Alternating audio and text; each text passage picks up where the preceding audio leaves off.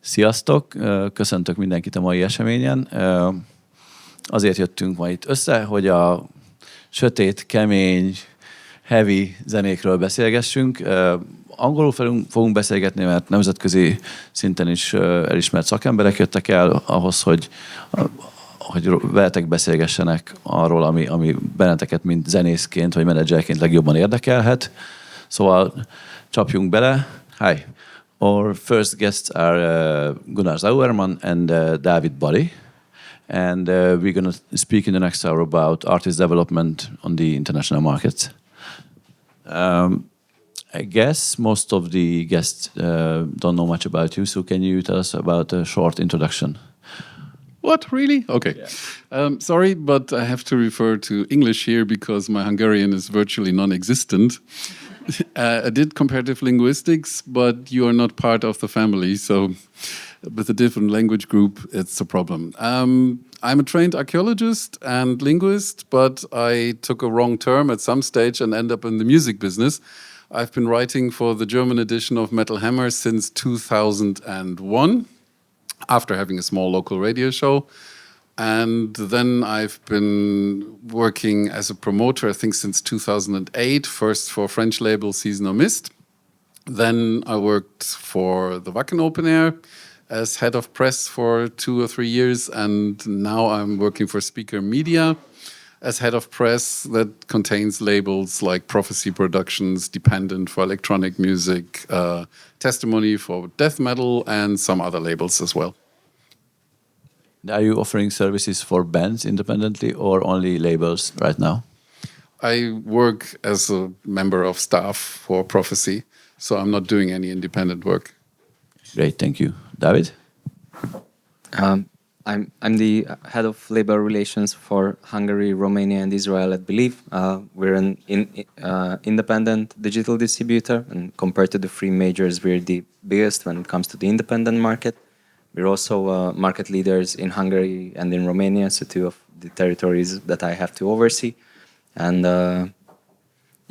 and basically I think most of you already know it in the room, but TuneCore is also a service of ours. So when it's coming to future uplifts for independent artists, TuneCore is also basically the best starting point we can offer in the route what Believe can offer on the market. So TuneCore is basically for independent artists, but also with the same services what your labels get. Yeah, in more developed markets like France or Germany, we have dedicated artist services at Believe. And besides that, we still have artist deals in these territories as well. But mainly in Hungary, we also oversee catalogs of labels in that sense. But it's also part of the nature of the market. Yeah, but you're sitting here also as a musician, yeah? I have a bass guitar. I wouldn't consider myself a musician. So, yeah. Not nice. And you also participated in some albums. You mean as a musician? Yeah. Oh, God, no. I did some research and they said, did you make some vocals? It's not much and widely known because I'm insisted of not being in the credits, else I could have not written about it, but you can hear my voice on a Nightwish album, that's true. He needed a part where somebody really sang dissonantly, and, well, yeah, that I can do. And I also appeared, I think, on some Leaves Eyes albums, if you saw the credits. But that was also a more promotional joke of Alex, the band boss. Yeah, I bet. But when I did my research, I was really surprised to see this. Be happy that I'm not playing any instrument and not singing, because I'm not good at either. Yeah. So David is a good musician, but he denies it. But you never had a band? Luckily not. No. Same here. But we have to be in the background to have these guys in the foreground. What's the difference for a band to get recognized right now versus 20 years ago? So let's compare it with the tape and CD generation. I'm not really sure that there is a difference or that there's much of a difference when it comes to the basics. And I mean, the first basic is you need to have talent. Mostly. There are bands that are completely free of talent and they still made it, but mostly for most bands, you need to have talent. That is the same now, and that has always been the same. That hasn't changed. The second thing, you need to work hard. Well, that probably might be a bit of a difference. It might have been a bit easier for bands because there weren't so many around in the 70s or 80s. I mean, when you look at a Metal Hammer sound check of the 80s, there are about 10 to 12 bands in it. And nowadays there are at least 35 or something like this, and that's only because they have to cut it down, else there would be 200 albums a month they have to review. So with more people actually trying to get there, work has become much harder, I guess, than it used to be. Talent is the same, working ethics. And the third ingredient, as I spoke earlier to some people here, luck. That hasn't changed either. You need to have luck as well. You can be a brilliant band, but for some reason you don't hit the zeitgeist and people really don't want to hear it. And then 20 years later, you're a cult band because everybody thinks you've been so great and overlooked. Well, you missed it because that was 20 years ago. So luck also plays part of it. That hasn't changed either. What has changed, though, is the ways you get recognized or the ways you get picked up. That is not the same. But then again, that depends on the genre.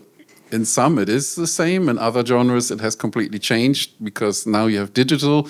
You can kind of see me as the last remnant, as the dinosaur of physical, while you probably live as a digital aggregator more in the digital realm. So that has opened up a new dimension. Depending on what kind of music you're making, you might be still in my realm or you might be in his realm. That has changed. Or you might be in both. That has also changed. So some things have remained the same, but with digital you have a fully new dimension of something added on top. That is the change. Yeah, I also mean that like 20, 30 years ago, the filter of being recognized on a bigger level, like not as a local band, was the label. So without the label, you couldn't get recognized countryside or Europe in whole Europe. So that could change a lot, I think, right now. And what is your role in this?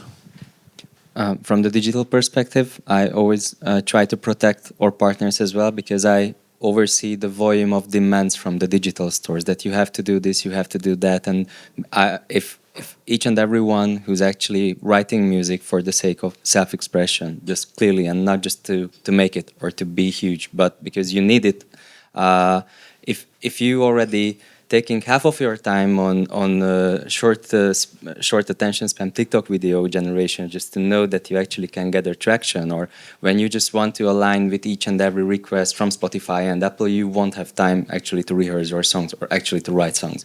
So I also see that it could be an additional pressure, but I also agree on that part. But there's only one thing I won't really agree on, is that what I see that in some cases you can outrun the system not by having the talent, but actually just doing the groundwork this way. So if you can just show the metrics, for example, I'm sure we will talk about the monthly listenership on Spotify. If your music is actually pleasing the internal algorithm and people won't click away from that, it will increase your monthly listenership, so it will give the image or the picture that you're attracting a wider audience. And at the same time, the majority of them are just chasing around through radio play and such, and they most likely won't return to your music. But when you're at the right time and you want to sell it as the momentum that, yeah, I can attract 100,000 monthly listeners, internally from the data, you can see that approximately 65% of them will most likely won't return to that particular track. So they are not loyal in that sense. And it also changed because in the more analog way, when especially that this genre is still physical heavy, I think we can boldly say that besides touring, it's needed to be addressed. But when the digital platforms are trying to highlight talent, it's mostly not about the quality of the songs in all the cases, because we can't forget that Spotify and Apple are not here in all of the cases to make miracles happen. They are here to sell subscriptions. That's their main attempt for that.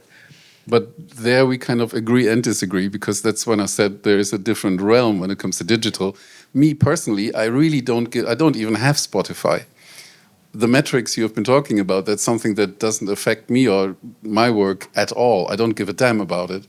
But as you say, if you are in that system and you have to care about the metrics, then yeah, that becomes important for you. But it's not really a disagreement we're having here, but it's different spheres. That sorry, I was only referring to the part when you said that talent is also needed, because in the label infrastructure, it's needed to be recognized by the quality. But not just the label. Mainly for, yeah.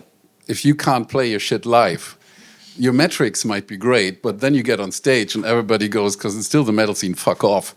And then you're done, and then you're off. Yep. That's what I mean. That's where you need a bit of talent. But you might be right. There are completely talent-free bands that get everywhere. I could illustrate the point.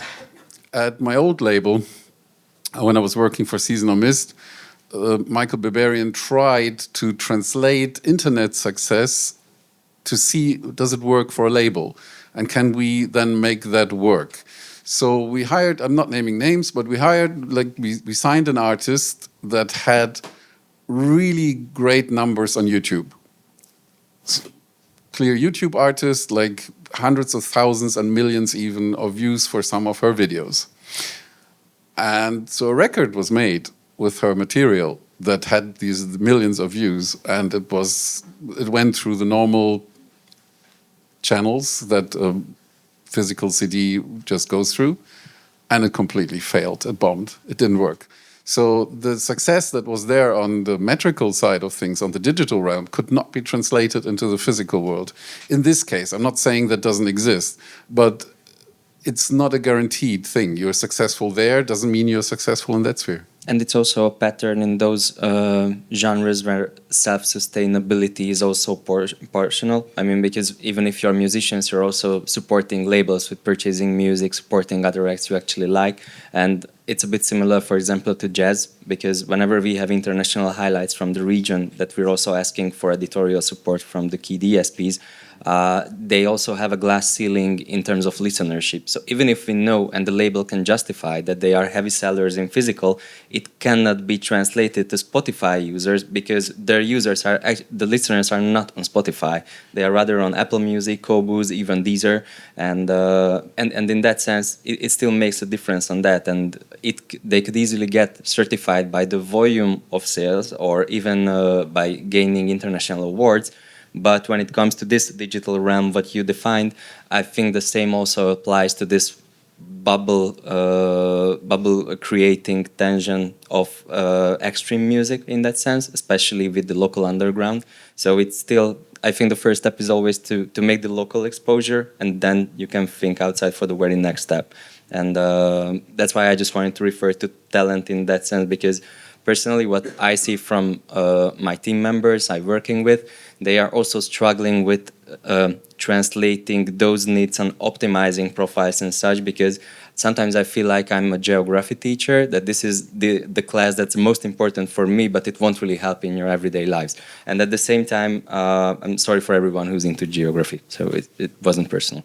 And in that sense, I just also, it's a question of fine-tuning these, because yeah, we can highlight that it's important to optimize your Spotify profile and to use as much features as possible. But if I'm naive or idealistic, I would also rather encourage everyone to go back to your rehearsal room to produce the best possible music you can, or just to have the post-production on the highest possible level that's available, instead of repeating these kind of things that might sound sometimes corporate. But also at the same time, I just also want to increase competitiveness, because the others will do that. Mm. I think you said you had one very important point here mixed in the other important argument, which was, you mentioned jazz. When I'm talking from a metal perspective, and it is very clear that that is a different perspective from other genres. I cannot say really how things work in the pop world, because I know just one thing: they work differently. So everything that I say, you have to see, like from the audience, you have to see through the metal filter, because that's where I'm coming from and that's what I'm talking for. I cannot talk for the world of pop music. There you need somebody else to tell you how to get successful there. Just mentioning that because I think it's important for the audience to know. Yeah, but luckily we have metalheads here, so it's a nice day. And also in the point of view of a label, there might be, and also as a DSP, there's a big difference which we should talk about. The first one is music consumer or listener, and the second one is the fan. And without fans, you cannot make the next step. And I think the case you mentioned earlier from Season of Misties was something like this. So only this artist only had like consumers or just listeners and not fans. But I don't want to talk down to the people who enjoyed her videos, because like if they want to do that, that's their thing. And metal fans that buy physical products are probably a different category than those that enjoy her music through YouTube videos that they regularly follow and subscribe to her channel. Both is okay, both is fine. I don't want to talk down on anybody from the other side, so I wouldn't say they're not really fans. They are in their world, and it's just a different world. Yeah, but if it comes to a label, and then if you have to work together with your teammates at a label, you need to build this artist up to have fans. How can you approach this, or what is the recipe for this? If the band is only providing numbers, but where do you catch the real fans? Well, if anybody had a working recipe that works in every case, we would all be rich. Yeah. But it doesn't work like that. What a label basically does, it throws artists against the wall and see which one sticks. That might sound a bit rude, but that's basically how it goes. And I think it's probably similar in the digital world. What would you say? More or less, yes. But what I can tell, especially for extreme music and metal, that we also try to encourage each and everyone to find some middle ground with aligning with the rules, but also at the same time just to use it as part of self-awareness. So I wouldn't push everyone to create a Dolby Atmos master for Apple Music, because I also know that it's not something easily reachable or financially viable, especially for independent artists. Although it can set the difference, because Apple's internal system also shows during the pitching that if you actually did this particular step, the editorial team will actually listen more into your music, because they at least honor your involvement into that. A bit similarly to Spotify, whenever you're using the internal tools besides pitching in Spotify for artists, but updating the profile with the photos, with the biographies, maybe even using clips or any, if you surpass 5,000 active monthly listeners, which is important. It's not equal to monthly listeners, because of the algorithmic uplift. There might be people who are not active in the sense that they are returning to your music by their own will. So, but if there are 5,000 active listeners, you can see the countdown campaigns that recently opened for all the markets. Is generally available for all the other DSPs, but for Spotify, they want to actually make this threshold above 5,000. So in that sense, I always just try to fine-tune the middle ground when it comes to this release strategy, that what's a fit for the label or the artist in that sense, for their self-expression, or how to use it. And also by creating this leverage that the release date of the album is not the end point. We're middle ground, because the algorithmic uplifts are about to start between 1 to 3 months after the release date, and that's when we can commonly track the possibilities if one track might be actually picked up, and to check the retention rate of when people actually starts to click away from that. Mm-hmm. To get back, and now to circle back to your question. First of all, we have to define what a label does these days, because that is a role that has changed since the digital revolution happened. Nowadays, a label is mostly a service provider. If we believe in a band and we sign it, we will offer the range of services that we had, which means, first of all, we will advise them. I'm kind of known for being extremely strict when it comes to promotional photos, but I have reasons for that, because that's part of something that's very important that musicians, especially older ones, tend to overlook a lot.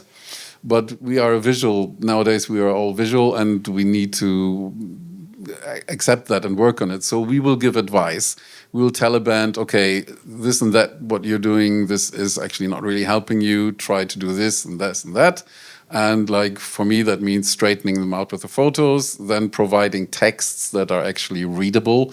Not everybody can write, and AI writing becomes, after you have seen 10 promo texts written by AI, you know exactly when it's from the AI because it keeps babbling about blah, blah, blah, blah, blah, blah. And it's like, Jesus fucking Christ. So like you need to kind of work out what makes this band special and provide them with image and texts that actually fit the band, fit their music, and because we are working towards the media, which makes the media go, oh, this is interesting, I should do something about this, or at least give it a spin.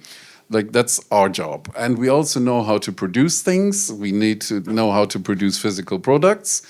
Once you think I can do everything myself and you start trying to get physical things produced, you will notice, oh, that takes a lot of knowledge. That's what a label is good at. And the third part I already mentioned, that's the promotional part. We also know how to contact media. We have the network, actually, that as a band you don't have. We know the rules. For media have certain rules. A lot of them are unwritten, but we know them because, well, I've also been working as a writer, so I know them particularly well. I just know what I need to do to get a band noticed. That doesn't mean that press will pick it up, even we believe in it, but at least we know what to do to actually get a good chance. We're kind of increase the potential of a band. That's what a label does. And we produce the physical things. You wanted to say something? Yeah, because I think it's quite similar that in both segments, the key takeaway is to get there to the starting line, because it's not an add-on. It's not something you get because you deserve it. And these kind of preparations, including a proper EPK with real photos and also in the digital landscape to show that each and every step you're about to do is just something where digital is only one leg of your plan. You're not expecting something unrealistic out of it. It's already beneficial when actually you can show that you're doing something bigger. If they help, it's awesome. If not, it's also awesome because you have 10 other things on the table you're still about to do. And this kind of mindset is something where I can see when an independent band might overestimate the importance of playlisting in that sense. And when the store also sense it from the punchline given in Spotify for artists and such, they tend to skip it, because if there's no real current plan, they didn't see if it's only about a single but the album is not yet uploaded, they don't get about, okay, so when the album is coming, maybe you're just not telling the truth. And these kind of things should be secured up front with the proper deliveries and such. What you're also struggling with when it comes to the physical production, I'm 100% sure about it. But the same mainly applies, and I also have an outstanding repetition on how much we need proper photos, because sometimes actually the difference can be made is only by the photo itself. If the background is too distorted, if actually it's edited, if there's a gun. I had situations when I had to tell that we can't accept photos when someone holds a gun. So sorry for that, but we can't do this. So, and these things still had to be said from time to time. Nudity in the American market. Oh my God, there's a nipple. We will all die. Nipples kill people, not guns. Well, anyways, this kind of knowledge, and I think you're absolutely right when you say it's getting the band to the starting line. That's what both of us in our fields do, and that is really important. And when it comes to pictures, I can give a really good illustration of that. I got a young Swedish band that already had some albums out back at Season of Mist called Vatain. And these dudes insisted on blurry black and white pictures where they're showing the asses to the viewer. Yeah. And I was like, no fucking way. And it took about 2 to 3 months of arguing, and I kept the last email from Eric, which went, okay, send us your commercial photographer, but if we don't like it, you can't use it. I was okay. I sent them Esther Segara. For those who don't know her, she has probably done 200, 300 covers, not just in the metal world, but for any kind of music, modeling, tattoo, whatever. She knows exactly what a press picture should look like, because not every photographer can do press pictures for a band. They are product, they are live, they are news photographers, and they all have different things. But to have the right eye, to have the right composition, that a magazine will say, okay, we take this and put it on our cover.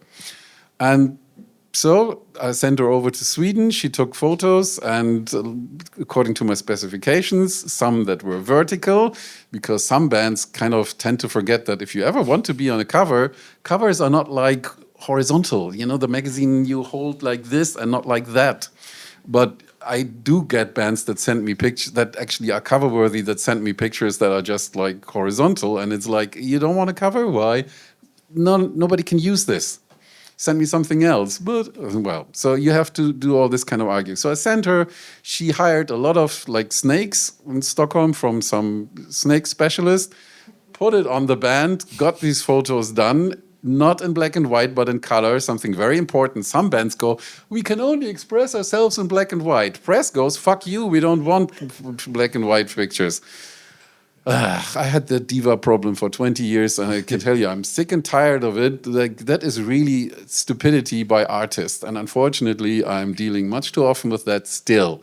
But anyway, so I got my cover picture. The band was actually liking those pictures immediately. Oh my God, we can really look cool. Yes, if you have a proper photographer who knows what she's doing, you can look cool. So got these pictures, send them out, and magazines that had told me before flat out, oh, we're not doing anything about this band, suddenly put them on the cover because these pictures were so great. Without those images, the band would have never grown as fast as it did. They also had the talent to produce albums, but you needed that thing, the images that media would use. That also helps you on your social media to have great images. That helps you everywhere. So getting the band there, that's a label's job. But then again, the band needs to work. Then we're back at the work hard part. Right. So that's how that functions. Totally remember this case because I promoted them around 2002 or 3, so in a really small club outside of Budapest, and then I was really surprised when they just grew a lot, and they started to play the big Budapest venues. So it's great, and I think we also have a lot of artists here who are kind of ready for this. So they already developed their organic tone of voice towards the fans or even towards professionals. Because you need that. They have a nice EPK as well, but they are only developed in the local markets. How can you both of you from your side, so from the digital and the label side, to catalyze this? You start. Yeah. Before running to that, I just also wanted to echo what you said, because I know that black and white imaginary can be part of an artistic vision, but the first question when an editor gets back from Apple and Spotify, that is the artist deceased. So that's the regular user experience when they see a black and white picture.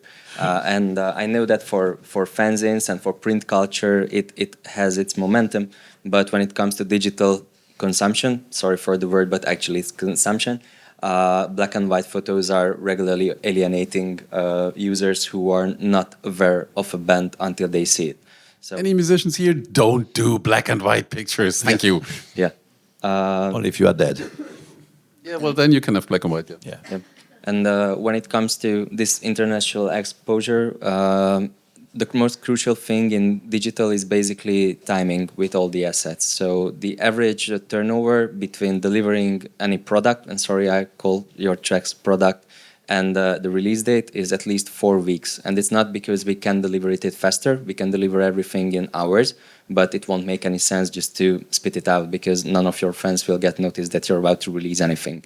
So besides the timing, it's also important that even if any artist might feel that, okay, I play a genre that's big in Germany, so I want to target to Germany, but if there's no justification, you're not spending any PR on that, you're not doing any visibility, you're not playing shows and such, there are other German bands who will most likely take your spot because they are there and they are playing shows.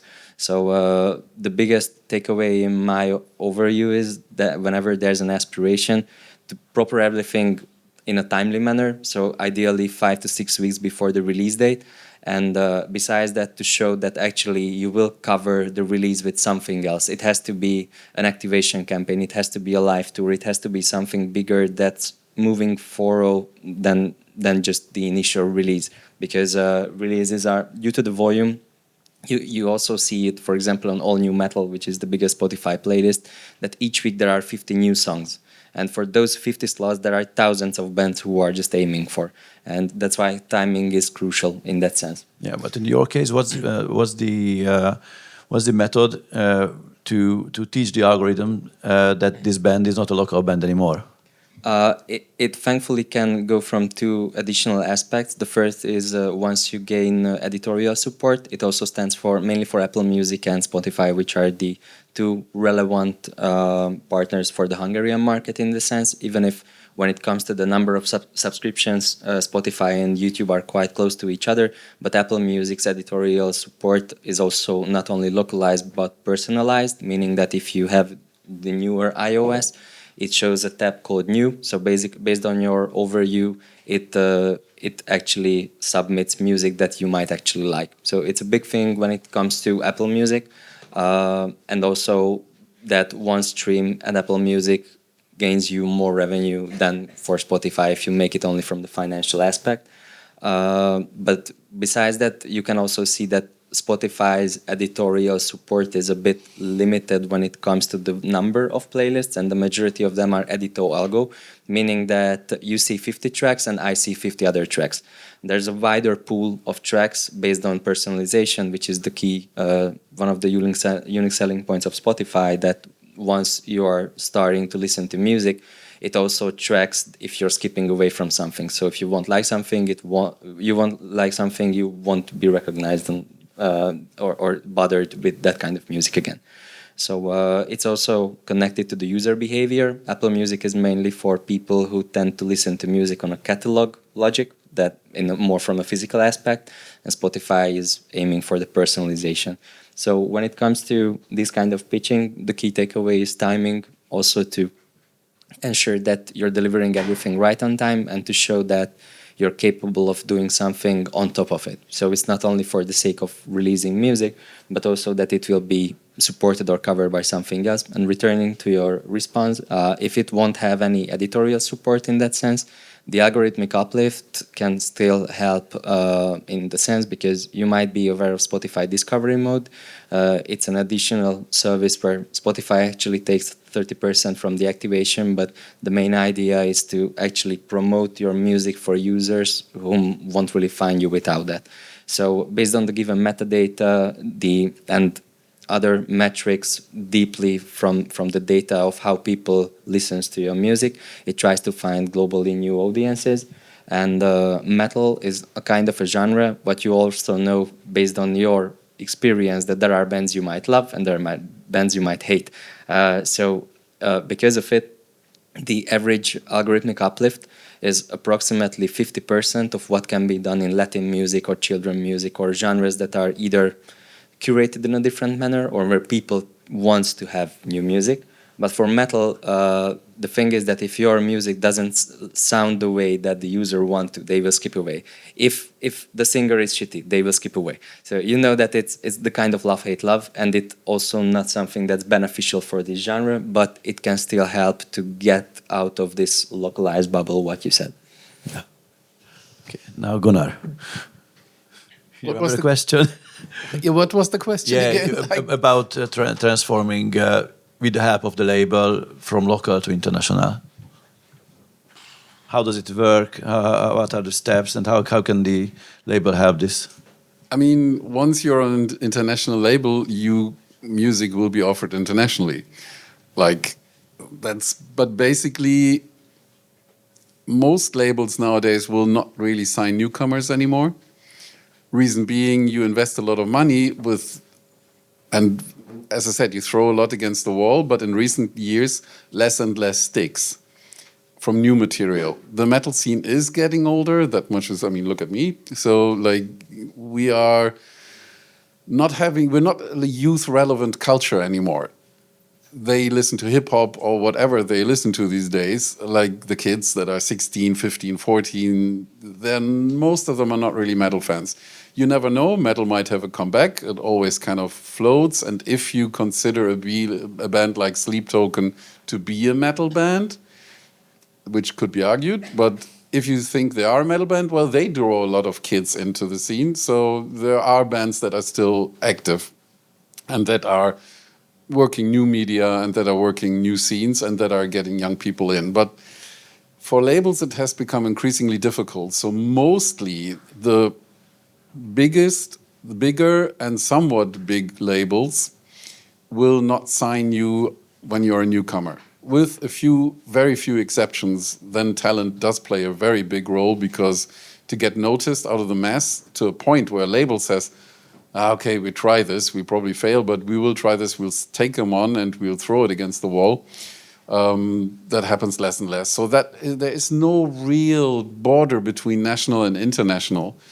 I mean, even if you start out nowadays, you use you're online, you use the websites, you use Facebook or Instagram or whatever, TikTok, whatever, not really, but whatever the kids are doing you are immediately international. There is nothing like a national scene unless you sing in a language like Hungarian. Yeah, that if was you my do point. sing in Hungarian and you're not Dai Katafalk, you might have a more difficult time.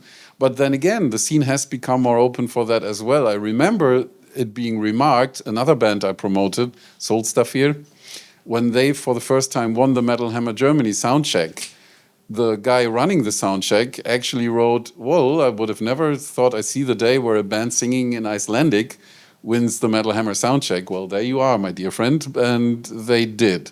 So nowadays, even language has become something that is more open. Your lyrics can be translated with DeepL or whatsoever to a satisfactory point.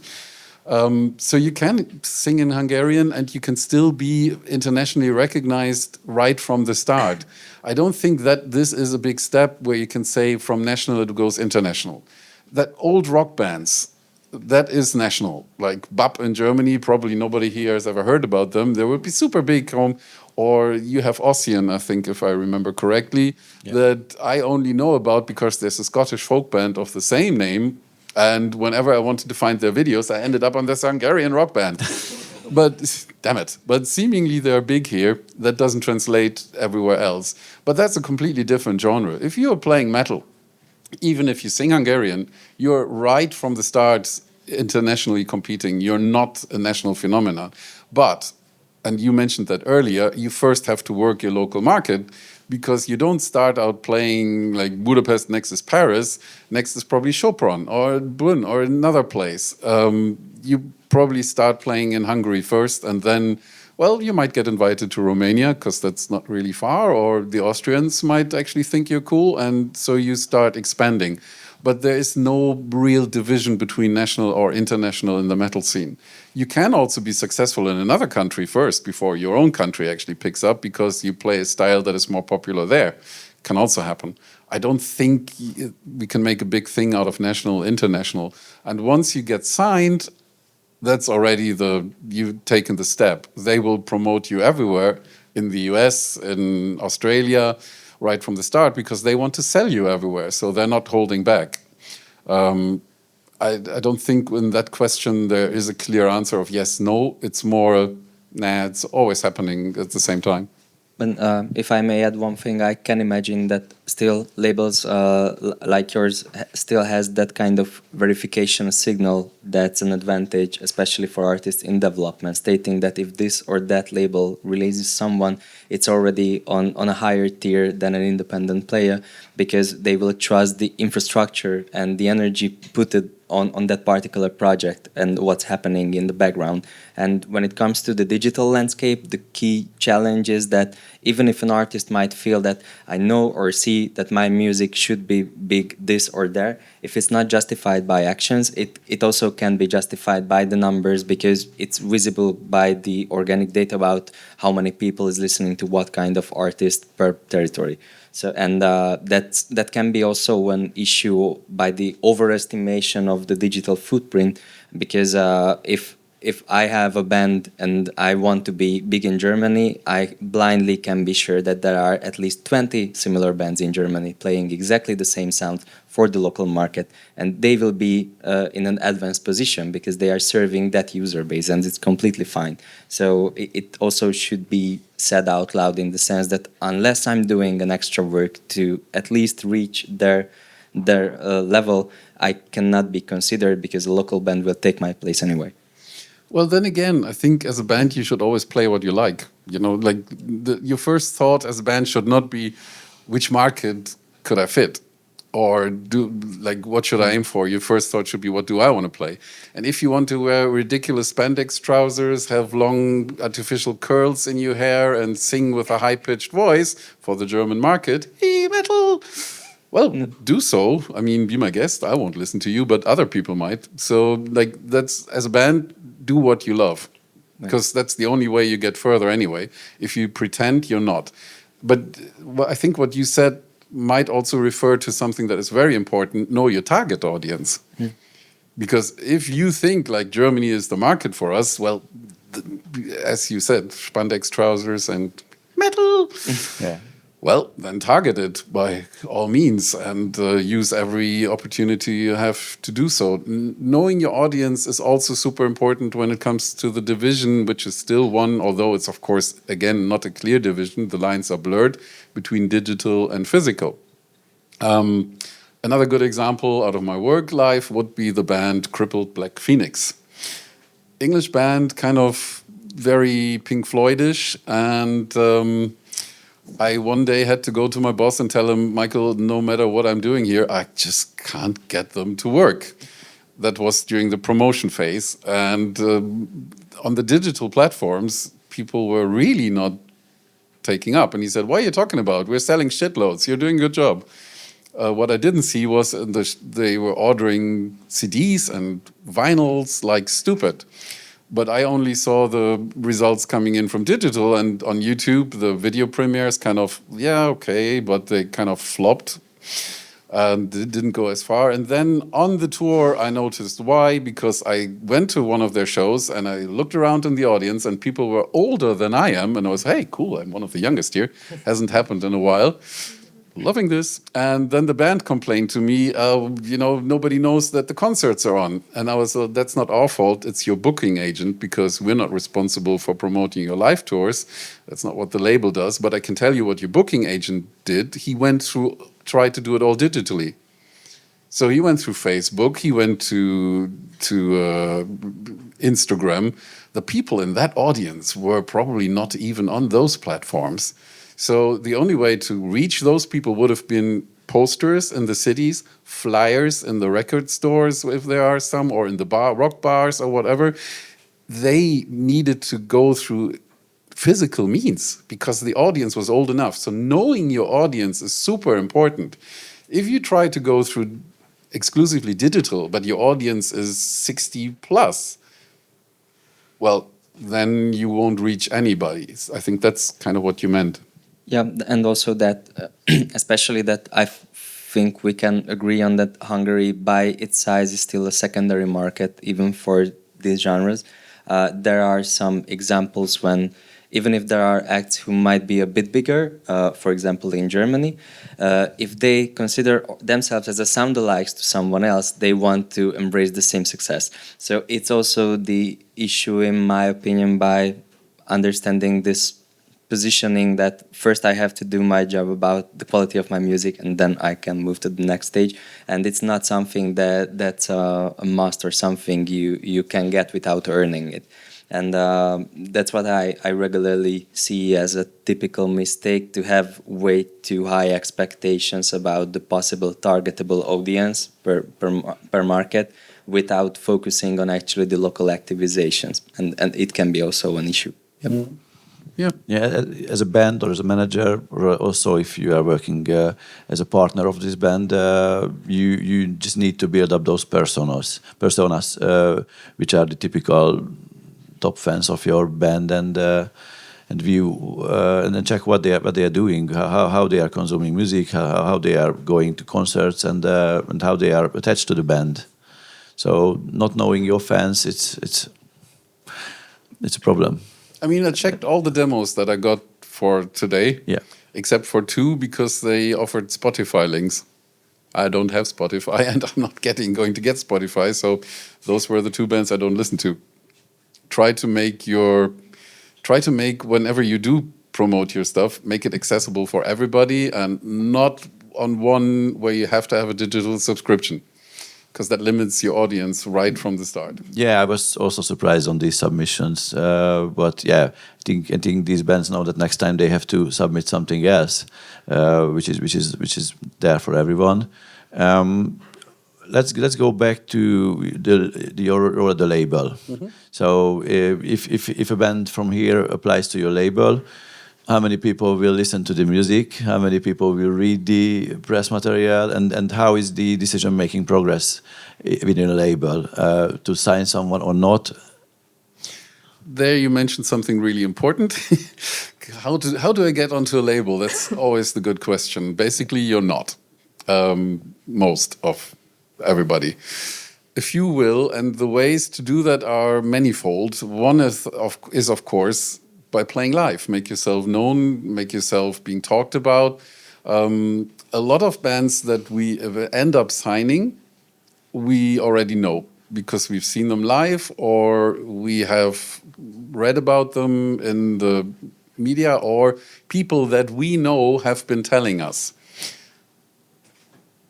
It might be a booking agent that we know, it might be a manager that we know, and a lot of the things we sign, we have been pitched.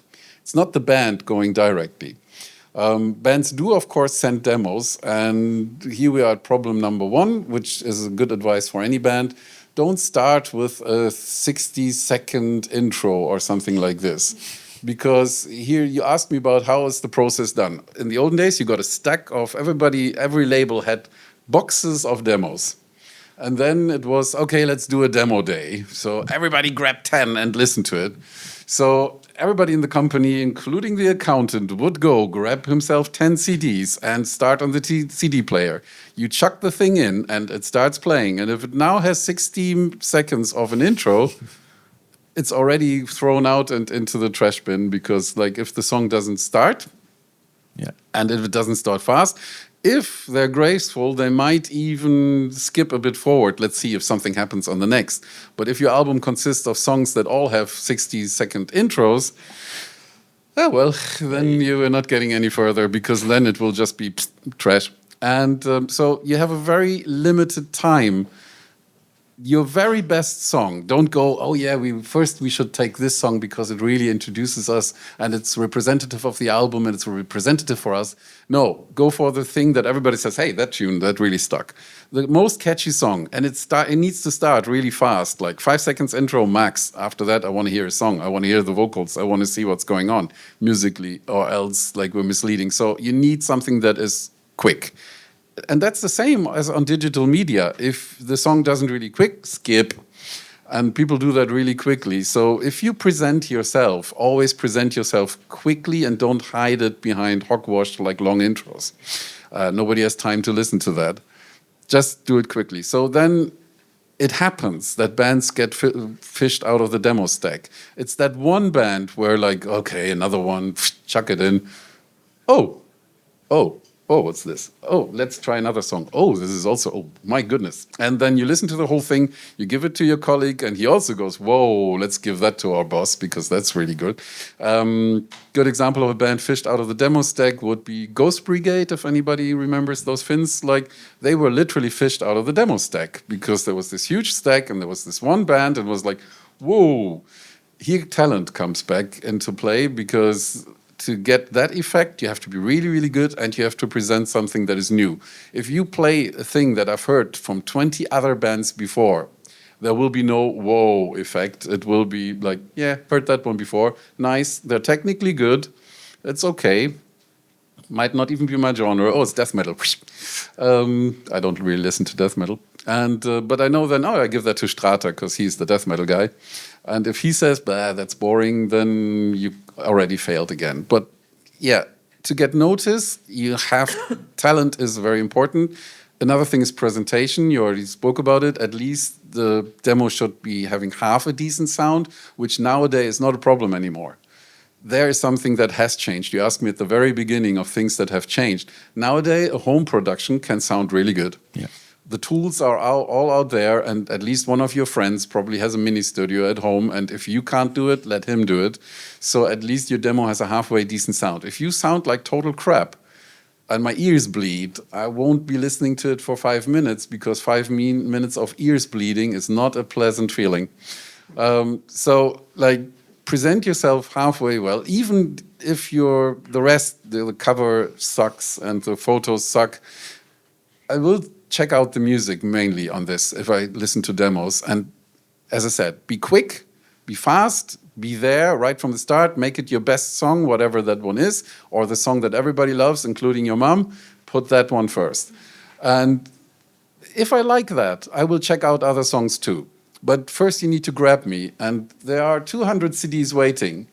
So with 200 CDs waiting, I'm not going to spend all the 60-minute CD that you sent to me. You said it earlier on, like, yeah, come to the point. And that is something for a band that you really need to do again and again. Come to the point. Not naming names again, German band, seeing them live for the first time. They actually had an interesting record out. And they start with a mid-tempo song that isn't really catchy. And they play a second mid-tempo song, and the first visitors, the first viewers are starting to leave and go to the bar. Third song, another mid-tempo song, really not doing it. And only because I like the guys, I'm still staying. But by now, half the audience is gone. They have never seen the band before. And they thought, oh, that's a festival. There are other bands playing. Let's go somewhere else. And then I asked them, what the fuck did you do there? And they were like, yeah, well, we picked the songs that were representative for us. I was like, you have to grab them by the balls, like right from the fucking start. Don't wait for like ages to go. Change it. Yeah, it's same with the showcase festivals that you have like 15 minutes of playtime and you can lose the audience focus in 2 minutes. Yeah, let's do a 3-minute intro. You have 15 minutes. Let's do a 3-minute intro. Great idea. First people are already at the bar when you hit the minute 3. Yeah, you have to kick the door in. Like, again, be there fast. And if you do a showcase, you have to be twice as fast. Like, basically, you have to click from the first second. The bar is always beckoning. There's a beer waiting, or there's a band that starts out really boringly. What are you going to do? Trick question. Dave? You don't even have to answer it. We all know what you're doing. Okay, what is the time right now? Give the audience a chance to ask questions. Yeah, I think we have a few minutes left, so let's go to audience questions.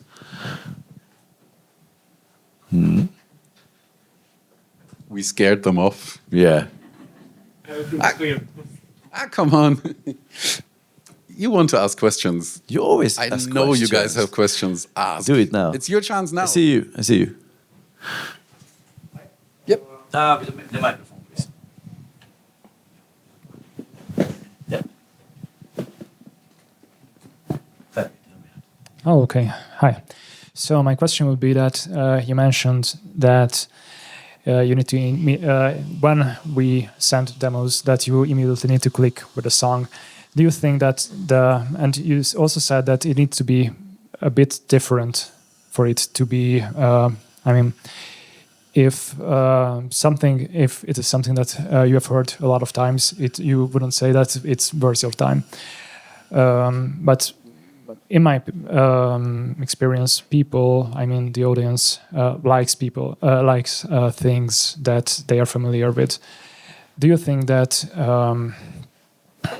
we as musicians should think differently about our songs in a matter of what we send to you, to the labels, and what we think will be popular with the audience?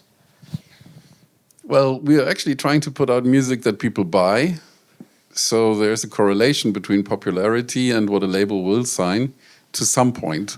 Labels do sign bands because they really, really like them too. And I can already tell that whatever my boss has put on my desk right now is not going to sell, but he really wants it.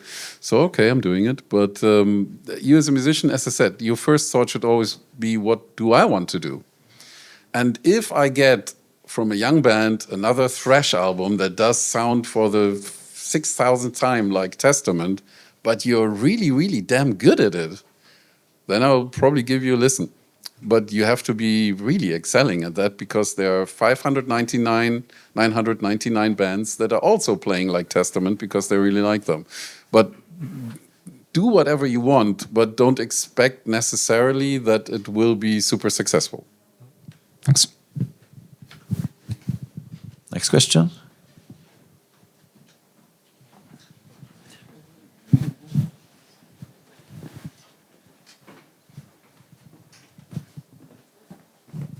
Hi, hello.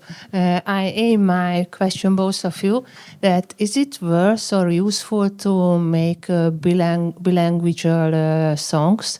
Making, I mean, for example, I've got the same song in Hungarian and English. Is it make sense or is a piece of shit? I know that when we making a music is good, it has a acoustic version, live version, concert version, But what do you think about the bilingual songs for one artist or from one band? I personally support the idea if the general language is already English, so it's a gesture for the local market to translate something back to your native language rather than actually translate each and every of your thoughts to English. Because when it comes to that, from my angle, it looks like a commercial move. So it's not about self-expression. It's about capitalizing something you think that might be out there. But if you're already singing in English, but you have something you also want to express in your own native language, it might have an add-on. And one of my favorite examples is the previous Opeth album that has been released also in Swedish and in English as well. And I think at that point, the native Swedish audience didn't see that coming, that those songs will be actually available in Swedish. So when it comes to the gesture and also giving back to the community that actually raised the production itself from day one, it can be a gesture that gives another ceiling to the release itself. But from the commercial point of view, I personally don't really believe in that level, only in pop music when songs have multiple alterations per target market. And in Poland, you're teaming up with a top Polish artist for a feature, so you're trying to make something similar.